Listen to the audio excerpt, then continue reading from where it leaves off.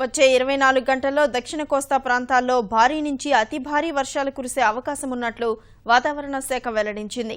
బంగాళాఖాతంలో తీవ్ర వాయుగుండం మరింత బలపడి తుపానుగా మారే అవకాశం ఉన్నట్లు తెలిపింది. ప్రస్తుతం తీవ్ర వాయుగుండం నెల్లూరుకు ఆగ్నేయంగా 170 కిలోమీటర్ల దూరంలో కేంద్రీకృతమైనట్లు వివరించింది. భారీ వర్షాల దృష్ట్యా ప్రభుత్వ యంత్రాంగం లోతట్టు ప్రాంతాల ప్రజల్ని అప్రమత్తం చేయడంతో పాటు ఓడరేవుల్లో ప్రమాద హెచ్చరికలు జారీ చేసింది. వాతావరణంపై మరింత సమాచారం మా ప్రతినిధి నాగేష్ వివరిస్తారు. ఈ సీజన్లోనే తొలిసారిగా దక్షిణ వాయువ్య బంగాళాఖాతంలో ఏర్పడినటువంటి వాయుగుండం మరింత బలపడి తీవ్ర వాయుగుండంగా మారింది.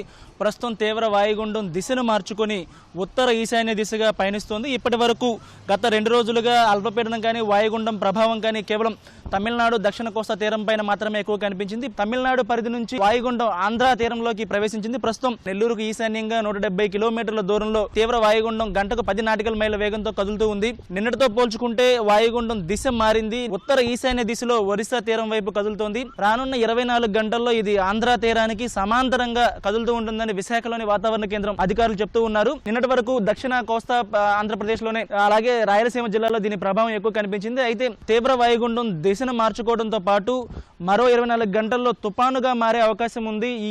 ఈ పరిస్థితుల్లో ఇది కోస్తా ఆంధ్ర తీరం గుండా పయనించే అవకాశం ఉన్నందున దీని ప్రభావం ఎక్కువగా అన్ని కోస్తా జిల్లాల్లోనూ కూడా కనిపిస్తుందని వాతావరణ శాఖ అధికారులు చెప్తున్నారు. ప్రస్తుతానికైతే తీవ్ర వాయుగుండం ప్రభావం ఎక్కువగా తమిళనాడు, ఉత్తర తమిళనాడు అలాగే దక్షిణ కోస్తా పైన ఎక్కువగా కనిపిస్తూ ఉంది. గడిచిన 24 గంటల్లో తీవ్ర వాయుగుండం ప్రభావంతో అతి భారీ వర్షాలు కూడా కొన్ని ప్రాంతాల్లో కురిశాయి. ప్రధానంగా నెల్లూరులో నిన్న 18 సెంటీమీటర్ల వర్షపాతం నమోదవగా నెల్లూరు జిల్లాలో ఉన్నటువంటి శ్రీహరికోట, రాపూరు, గూడూరు తదితర ప్రాంతాల్లో దాదాపుగా 15 సెంటీమీటర్ల వరకు వర్షపాతం నమోదైంది. అలాగే నిన్న సాయంత్రం విశాఖలోనూ వర్షం కురిసింది. ఇవాళ ఉదయం నుంచి కూడా విశాఖ నగరంలో వర్షపు జల్లులు పడుతూనే ఉన్నాయి. విశాఖలో 2 సెంటీమీటర్ల వర్షపాతం నమోదైంది. ఆ ఉదయం నుంచి కూడా కురుస్తున్న వర్షపాతం వివరాలు ఇంకా తెలియాల్సి ఉంది. మొత్తం అన్ని కోస్తా జిల్లాల్లోనూ అక్కడక్కడ భారీ వర్షాలు కురుస్తూనే ఉన్నాయి. దక్షిణ కోస్తా పైన దీని ప్రభావం ఎక్కువగా ఉన్నప్పటికీ అన్ని ప్రాంతాల్లోనూ ప్రధానంగా అన్ని ప్రాంతాల్లోనూ కోస్తా జిల్లాల్లో అన్నింటిలోనూ కూడా అక్కడక్కడ వర్షాలు కురుస్తూనే ఉన్నాయి. తీవ్ర వాయుగుండం తుపానుగా మారే క్రమంలో మరిన్ని భారీ వర్షాలు కురుస్తాయని వాతావరణ శాఖ అధికారులు చెప్తున్నారు. కొన్ని చోట్ల 25 సెంటీమీటర్ల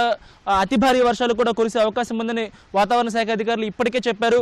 ఈ ప్రభావంతో లోతట్టు ప్రాంతాల ప్రజలందరినీ కూడా అప్రమత్తం చేశారు. ప్రధానంగా దక్షిణ కోస్తాలో ఉన్నటువంటి అన్ని జిల్లాల రెవెన్యూ యంత్రాంగాలన్నింటినీ కూడా ఇప్పటికే ఆంధ్రప్రదేశ్ ప్రభుత్వం అప్రమత్తం చేసింది. ఆ తుపానుగా మారే క్రమం కానివ్వండి, తీవ్ర వాయుగుండం దిశను మార్చుకున్న క్రమంలో మిగతా అన్ని జిల్లాలను కూడా ప్రభుత్వం అప్రమత్తం చేసింది. కోస్తా జిల్లాల అన్నింటిలో కూడా ప్రజలందరూ అప్రమత్తంగా ఉన్నారు. ఇప్పటికే నిజాంపట్నం, కళింగపట్నం, కృష్ణపట్నం, ఓడరేవుల్లో 3వ నెంబర్ ప్రమాద హెచ్చరికలు జారీ చేశారు. అలాగే విశాఖ జిల్లాలో ఉన్నటువంటి గంగవరం, విశాఖపట్నం పోర్టులో 1వ నెంబర్ ప్రమాద హెచ్చరికలు జారీ చేశారు. మత్స్యకారులకు సముద్రంలోకి వెళ్లరాదంటూ హెచ్చరికలు జారీ చేశారు. అయితే రాష్ట్ర వ్యాప్తంగా కూడా మత్స్యకారులు వేట విరామం పాటిస్తున్నందున సాంప్రదాయ మత్స్యకారులు కూడా ఎవరు సముద్రంలోకి వెళ్లవద్దని వాతావరణ శాఖ హెచ్చరికలు జారీ చేసింది.